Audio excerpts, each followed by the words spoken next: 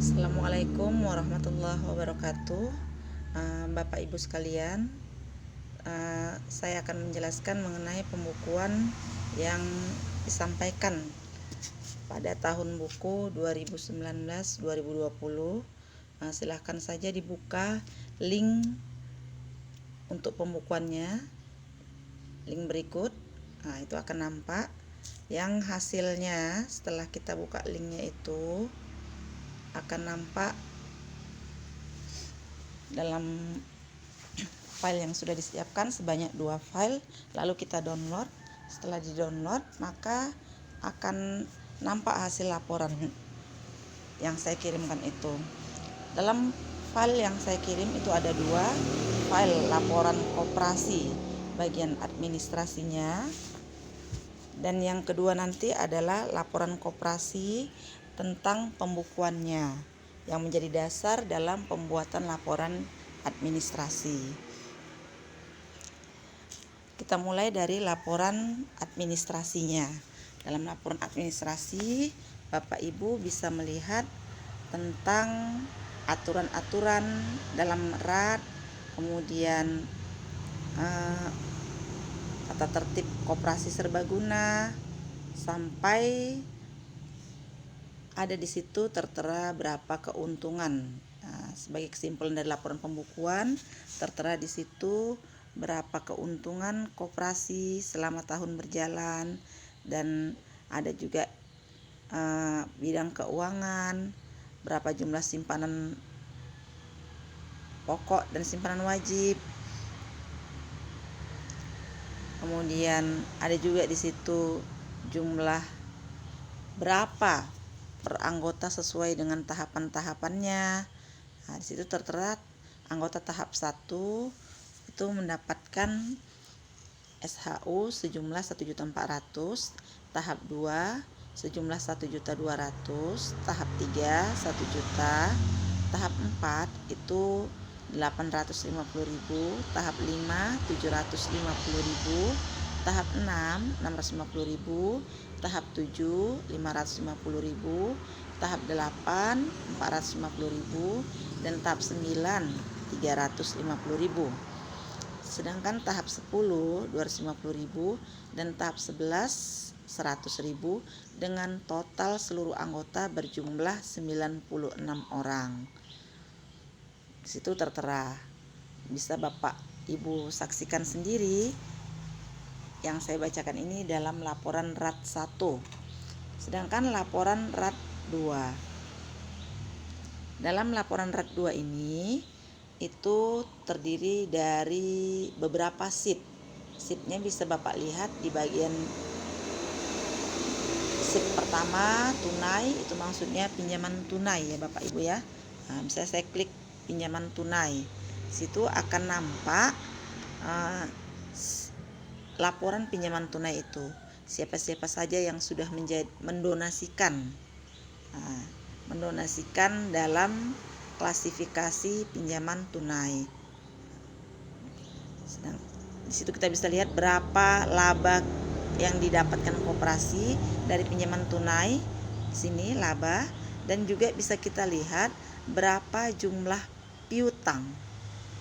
Jumlah piutang dilihat dari ini ya Bapak Ibu ya, yang paling kanan. Jumlah piutang kita dari pinjaman tunai sebanyak 49.210.000. Sedangkan keuntungan kita dari pinjaman tunai itu sebanyak 24.083.000. Itu dari pinjaman tunai. Begitu pula dengan pinjaman pengembangan modal yang dibayar secara cicilan. Perbedaan antara pinjaman tunai dengan pinjaman pengembangan modal secara cicilan, kalau pinjaman tunai itu Bapak Ibu meminjam sesuai dengan simpanan anggota. Jasanya itu 1,5%. Sedangkan kalau meminjam dengan pengembangan modal yang dicicil, itu diperkenankan meminjam di atas simpanan, tapi tentu dengan pertimbangan dari pengurus itu sendiri. Segala konsekuensi dari pemberian pinjaman di atas simpanan. jasa untuk pinjaman di atas simpanan ini sebanyak 2% per bulannya.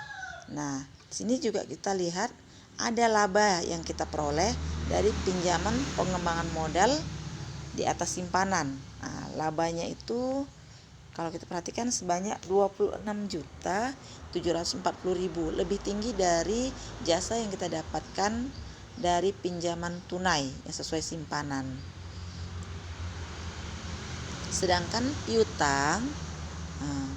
piutang dari pinjaman pengembangan modal secara cicilan itu sebanyak 51.570.000. Dan inilah dia sekaligus. Nah, ini di sheet yang ketiga.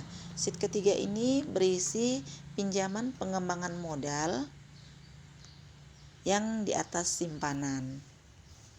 Nah, tapi dibayar sekaligus.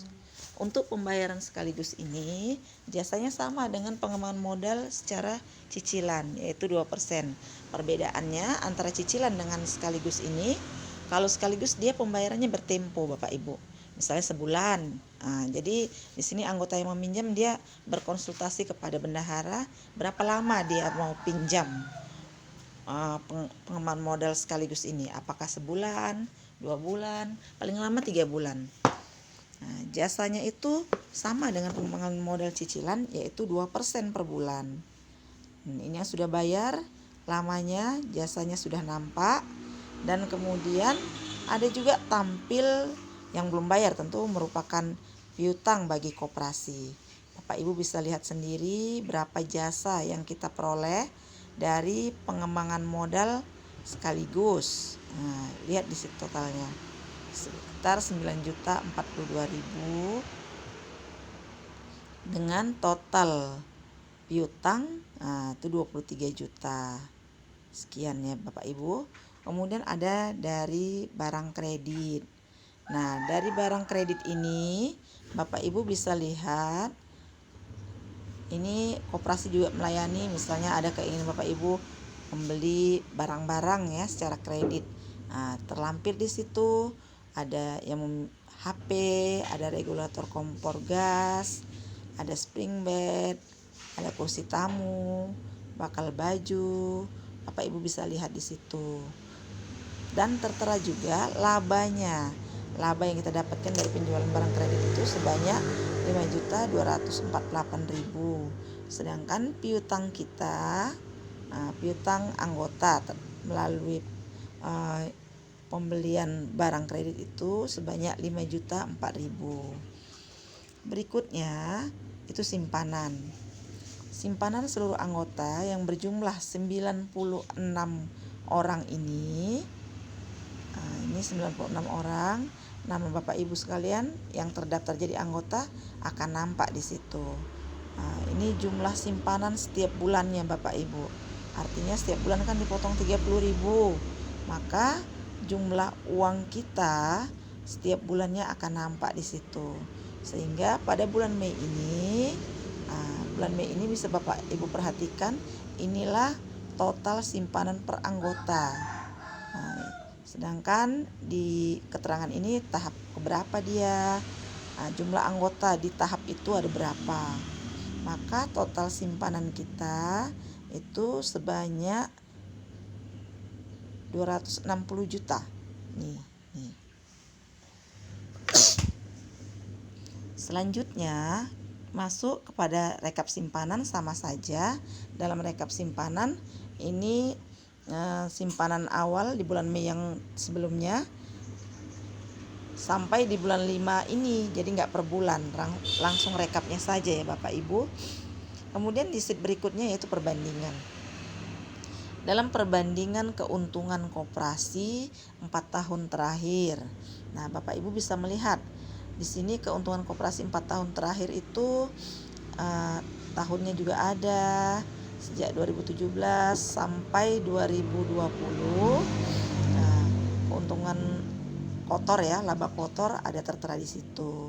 Persentasenya juga sudah ada, deskripsinya juga sudah ada.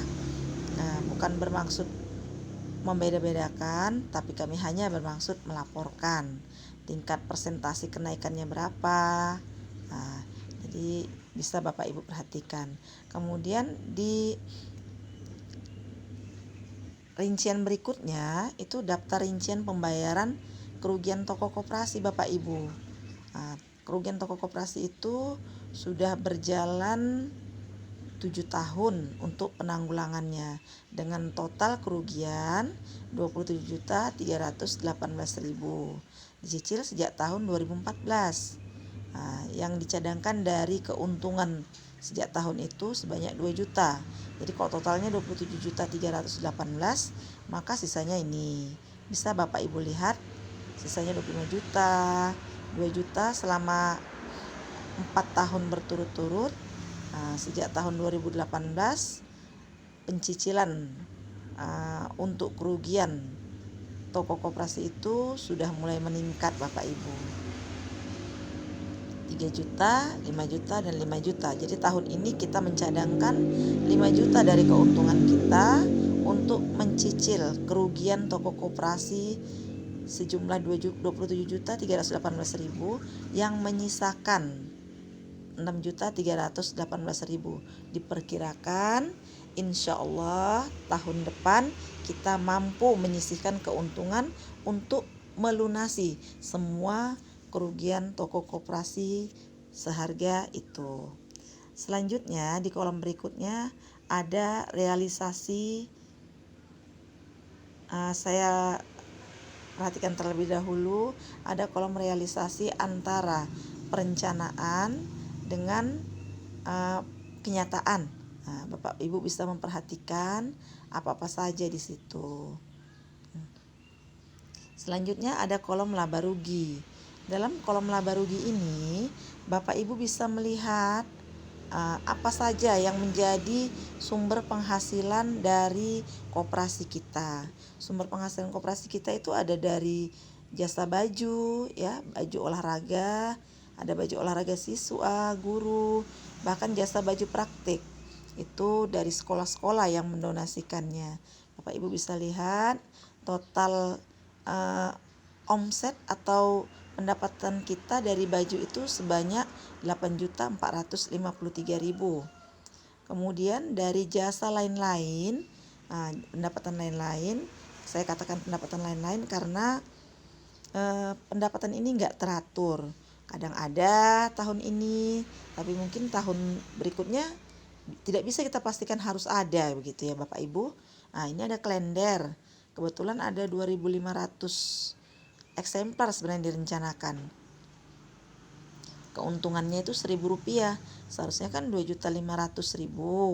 Namun disepakati pihak pengurus mengalokasikan 100.000 untuk Intan sebagai bendahara PC-nya. Maka dibuatlah keuntungannya hanya 2.400.000. Ada jasa foto. Di sini jasa fotonya SMK Al-Wasliyah 2, jasa atribut Madrasah Aliyah, jasa penjualan botol sosro. Ini penjualan botol sosro pada periode-periode sebelumnya Bapak Ibu yang sudah kadaluarsa isinya, tapi botolnya ada utuh, itu ditawarkan kepada pihak sosro kembali. Ternyata bisa bernilai, tapi dihargai hanya sekitar 75.000, sehingga total pendapatan kita lain-lain itu 2.875.000. Sedangkan jasa reguler, reguler itu teratur ya Bapak Ibu ya. Itu setiap tahun insya Allah pasti itu.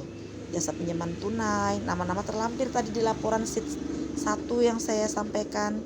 Jasa pengenalan modal dibayar sekaligus, itu sheet 3. Jasa pengenalan modal dibayar cicilan, itu sheet 2. Jasa penjualan barang kredit, itu sheet 4. Bisa Bapak lihat total pendapatan kita itu sebanyak 65 juta. Masya Allah, paling besar dari jasa reguler ini, sehingga total keuntungan kita 76.441.000. Ada lagi SHU tahun lalu yang tidak dibagi, yaitu 1.848.000, sehingga total SHU kotor kita tahun ini adalah 78.289.000. Nah, pengeluaran yang diberikan itu yang ditaksasikan ada dana sosial. Dana sosial ini diperkirakan kepada dialokasikan kepada anak almarhum Bapak Alam 1 orang dan kepada anak anggota koperasi kita salah satu ya Bapak Ibu ya. Jadi totalnya 250.000. Kemudian dana pendidikan koperasi tidak ada, insentif BAPEM ada, itu nampak, insentif pengurus juga nampak, administrasi koperasi selama setahun, artinya yang digunakan untuk melayani segala pendapatan tadi tentu harus ada biaya untuk melayaninya Bapak Ibu.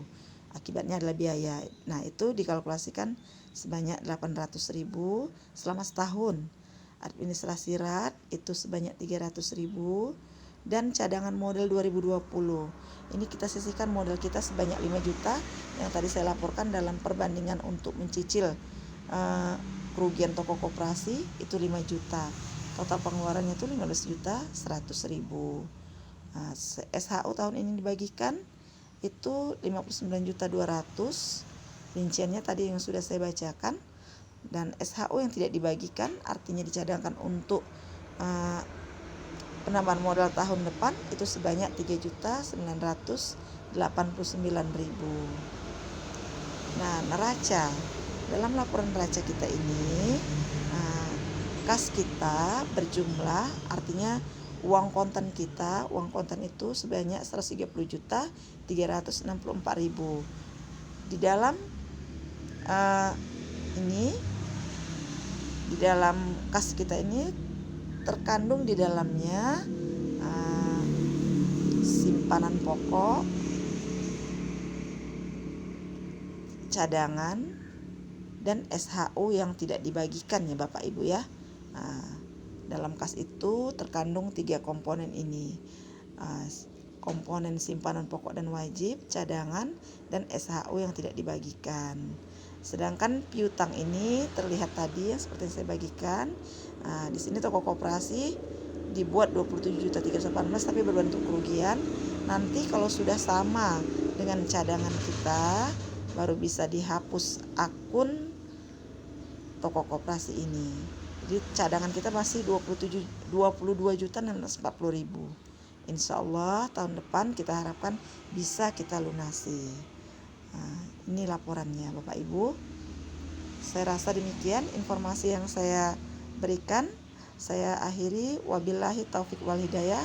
Assalamualaikum warahmatullahi wabarakatuh.